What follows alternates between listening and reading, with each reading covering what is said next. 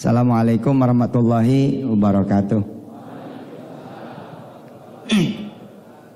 Alhamdulillah Rabbil Alamin. Saya paling senang tema ini. Ya tapi senang terus sih. Tema apa aja senang terus. Karena saya orangnya senang mencoba juga gitu. Saya mengingat ketika dulu saya jobless gitu ya, gak punya kegiatan apa-apa gitu, dan gak tahu gitu mau ngerjain apa gitu. Nyari duitnya gak ketemu, nyari kerjaan yang gak ada, bener-bener gak ada. Karena lagi di dalam, mau ngapain coba. Tapi saya ingat satu jalan yang saya bisa tempuh, yakni jalan nuntut ilmu. Nah, jalan nuntut ilmu ini kan nggak mesti harus di bangku sekolah atau bangku kuliah. Saya melihat jalan ilmu itu seperti melihat jalan mencari kehidupan dunia, orang-orang yang mencari dunia. Sampai di sini memang kelihatan saya agak berbeda dengan yang lain. Mungkin makom saya belum nyampe makom derajat ikhlas seperti orang-orang gitu. Karena saya memandang jalan apa saja gitu, itu jalan yang memang bisa membuat kita itu senang dunia dan akhirat. Dan mungkin persepsi saya juga gitu. Persepsi saya kan kalau saya dekat sama Allah, lah Allah yang punya dunia, masa yang lain senang saya yang dekat sama Allah? Enggak. Mungkin karena berdasarkan persepsi seperti itu, cenderung gitu penjelasan-penjelasan saya membawa jemaah semua kepada yang punya dunia. Saya minta ampun sama Allah bahwa saya bilang sama istri, sama teman-teman dekat, para pencinta dunia itu kalau tidak diajarkan cara mencari dunia lewat jalan yang benar, mereka nyari juga. Saya perhatikan. Para pecinta dunia, para pencari dunia, kalau tidak diperkenalkan kepada yang punya dunia dan cara mencari dunia lewat jalan yang diridhai Allah, believe me, mereka tetap nyari juga. Loh, daripada mereka akhirnya belajar mencari lewat jalan yang disesatkan Allah atau jalan yang tersesat, jalan yang dimurkai Allah, ya kan mending kita ajarin jalan yang kira-kira diridhai Allah Subhanahu wa taala. Sampai hari ini saya pun masih menyaksikan persepsi orang yang berbeda tentang makna ikhlas. Tapi it's okay, perbedaan itu kan sesuatu yang biasa. Kalau saya memandang, bila saya berharap penuh sama Allah, bulat pol berharap sama Allah, itulah ikhlas. Emang ikhlas gimana? Ketika berharap sama Allah ya ikhlas juga.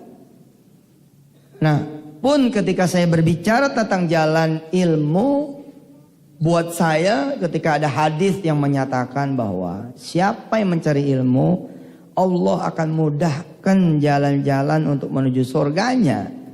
Surga dunia apa sih? Kan begitu kira-kira. Surga dunia itu kalau ente lulus, nilainya bagus, ada rezeki terus ke jenjang yang berikutnya, itu surga dunia. Surga dunia apa sih? Yang belum berjodoh, berjodoh. Yang belum menikah, menikah. Yang belum punya pekerjaan, ketemu pekerjaan. Yang pengen banget rumah, dapat rumah. Itu di antara surga itu ya Mazra'atul akhirah ini, dunia ini ya Mazra'atul akhirahnya. Bahkan cerminan nanti di akhirat. Kira-kira seperti itu. Wallahu a'lam bishawab. Maka ketika saya tidak punya pekerjaan, saya menempuh dua jalan. Pertama, jalan menuntut ilmu dan jalan mengajarkannya. Ini sungguh-sungguh saya lakukan dengan sadar bahwa dua jalan ini bisa mengantarkan saya kepada kemuliaan. Saya datang ke rumah saya, ke Jembatan 5. Saya pamit sama ibu saya, pamit sama bibi saya, lalu saya bilang sama beliau-beliau, saya mau ngajar. Saya mau ngajar anak-anak madrasah. Mereka tahu impian saya. Apa sih impian saya? Mau jadi orang kaya. Males gitu loh jadi orang susah. Dulu. Kalau sekarang saya sudah kaya. Maaf ya. Alhamdulillah. Ya kan pengen manfaat. Walaupun tidak mesti kaya itu harus selalu berindikasi harus dunia. Nggak gitu juga. Punya bini 4 kaya. Daripada saya 1. Punya anak 10 ya kaya. Punya anak 10 subhanallah. 5 anak bawaan bini pertama.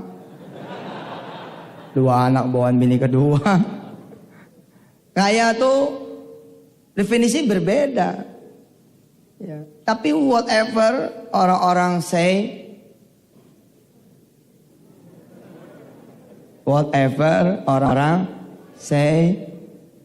apapun yang orang bilang, ya kaya adalah nalurinya manusia.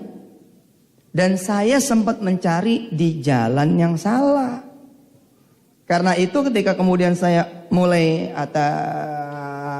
petunjuk dari Allah, mudah-mudahan insya Allah bukan kalimat syaitan. Saya mencoba meniti jalan itu, diantaranya adalah mengajar. Kalau saya ngajar, pahalanya itu gede banget. Saya menjadi wakil yang punya ilmu. Lihat, saya menjadi wakil dari yang punya ilmu. Mengajarkan kepada yang menuntut ilmu. Dan saya tidak sedang kerja sama ibu saya, nenek saya, bibi saya, kepala sekolah di madrasah saya. Tidak, saya sedang kerja sama Allah. Karena itu, apa yang saya lakukan? Yang saya lakukan adalah, saya betul-betul mencari tempat mengajar.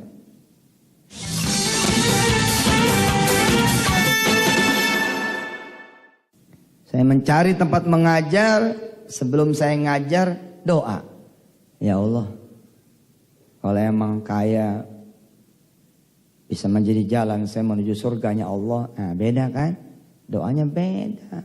Kalau ada yang nyamain doa saya, oh saya pengen kaya, nggak boleh. Doanya lihat dulu. Kalau emang jalan kaya bisa menjadi jalan saya menjadi hamba Allah yang bersyukur, bisa banyak sedekah, bisa membebaskan diri dari hutang, tidak ada ketakutan, bisa menolong orang banyak, bisa bangun masjid, bangun madrasah, bisa beli mobil jenazah, lalu ada trial buat mereka-mereka. Uji coba, monggo, silahkan. Maka jadikan saya orang kaya. Tapi jika tidak,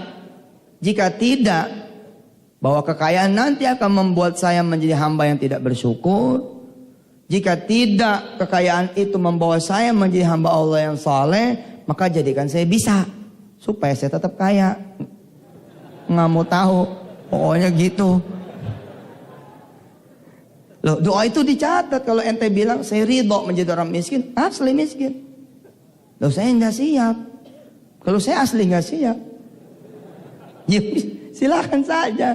Loh, suatu saat pasti akan ketemu. Ya tetap kita minta sabar, tetap aja minta kaya. Kaya kan juga banyak. Itu kan baru satu doa dari multi rangkaian doa.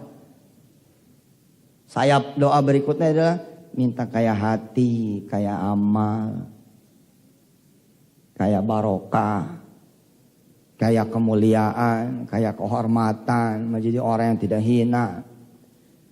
Jadi ketika saya sampaikan kepada ibu saya, bibi saya, nenek saya, keluarga saya mau ngajar. Mereka tertawa karena tahu saya ini cita-citanya ketinggian. Dari dulu sudah mendeklar nggak mau ngajar, nggak mau jadi ustadz. Terus gajinya nggak ada, nggak mau saya. Tiba-tiba sekarang saya muncul lagi dan saya meminta posisi itu, berikan saya kelas, saya mau ngajar.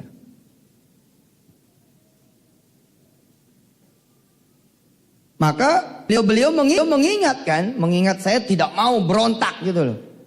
Maka mereka nanya, kok tumben mau ngajar? Iya, mau jadi orang kaya, mau lunas utang. Ketawalah mereka itu. Beliau-beliau tertawa. Malah ngajar nggak digaji. Betul ngajar nggak digaji.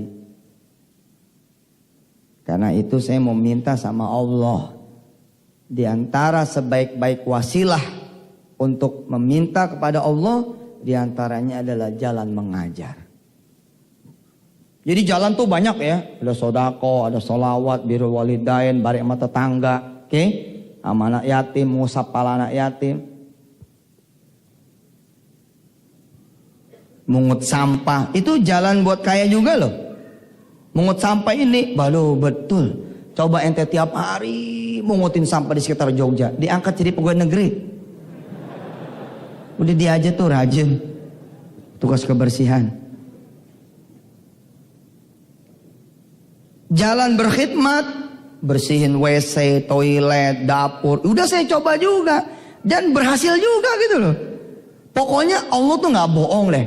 Setiap yang Allah sodorkan, Rasulullah sodorkan, itu pasti jalan betul. Tapi setiap yang dilarang, wamanahakum anhu fantahu, maka setiap apa yang dilarang, pasti itu mengbonyok di situ. Kalau kita langgar, pasti musola. Gedean dikit. Pasti masalah. Tapi yang Rasulullah suruh apa kena? Termasuk menyingkirkan duri gitu. Wah itu jalan kemuliaan betul-betul. Betul. Betul jalan kemuliaan. Nah termasuk jalan kemuliaan yang hari ini kita belajari adalah belajar terus. Nah saya mau masuk dulu nih dari sisi mengajar. Saya ngajar. Ketika ditanya apa hubungannya mengajar dengan kaya, bebas utang, pengen nikah, segala macam. Saya bilang, karena saya butuh dorongan untuk doa saya dikabul Allah. Setiap ente nyapu tuh ente doa sama Allah. Ya Allah, saya nyapu nih. Bayar dong ya Allah. Iya, betul begitu. Makanya kan ya, kita tuh ya tidak terbiasa berdoa toh. Jadi kelihatannya aneh. Apa aja doa tuh jadi aneh. Sedekah doa aneh. Kok aneh sih? Doa nggak sedekah aja boleh doa. Karena ente nggak terbiasa gitu loh. Nggak terbiasa. Begitu megang gagang sapu berdoa sebentar. Apa doanya? Mudah-mudahan bisa nikah sama yang depan rumah tuh.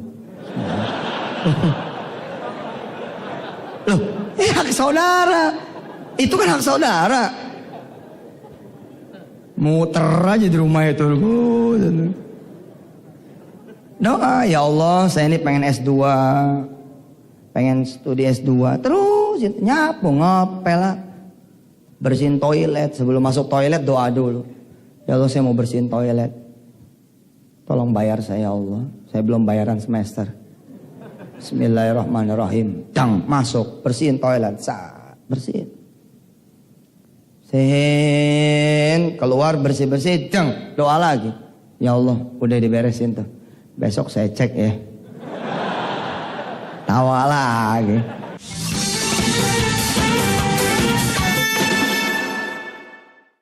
Aneh masih punya tuh saksi-saksi hidup atas din Allah, yakni murid-murid saya. Jadi sebelum saya kemudian selesai, sekarang malah saya udah nggak disiplin, doanya sendiri aja tadi di sini. Dulu-dulu mah saya ketika benar-benar butuh doa, saya tidak akan pernah membiarkan murid saya mendapatkan ilmu apapun kecuali mereka mendoakan gurunya dulu. Ini zaman dulu nggak bisa.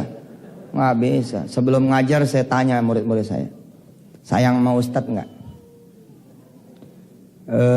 Tergantung. Murid sekarang tuh, aduh, kacau lah. Murid dulu mah lain lah, beda. Nggak diminta aja doain gurunya.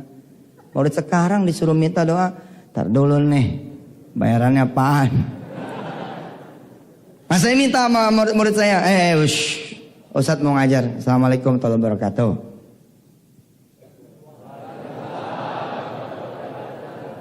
Lihat, di mana ada orang yang didoakan langsung oleh ribuan orang. Saya selalu mengambil alih posisi pengibaran bendera, upacara. Saya butuh jawaban salam itu. Orang gila saya kalau di depan Carrefour saya salam. Attention please. Assalamualaikum warahmatullahi wabarakatuh. Nggak ada yang jawab. Pasti orang bengong. Nah, betul. Tapi hanya di kelas, di majelis, betul?